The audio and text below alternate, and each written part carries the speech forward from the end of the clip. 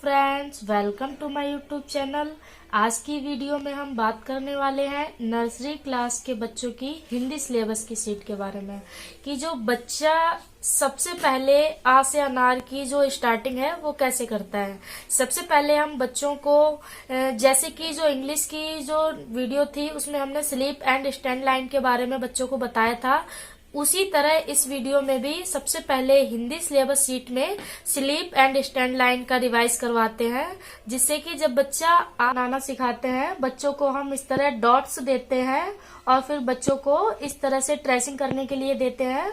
तो पहले बच्चा धीरे धीरे इस तरह से प्रैक्टिस करता है, फिर इसी तरह से हम इसका दूसरा पार्ट बच्चों को देते हैं, जिस तरह से बच्चों को दोनों पार्ट का जो है वो रिवाइज हो जाता है।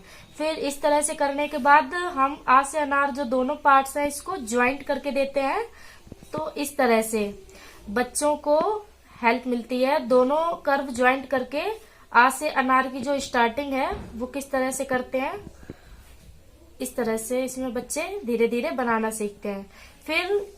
फिर हम जब दोनों पार्ट जोड़ देते हैं, फिर जब यहाँ पे हम दोनों लाइन का यूज करते हैं इस तरह से, मतलब दोनों ज्वाइंट करने के बाद स्लीप एंड स्टैंड लाइन, फिर सबका ज्वाइंट किस तरह से करते हैं, इस तरह से बच्चे को धीरे धीरे प्रैक्टिस करवाते हैं।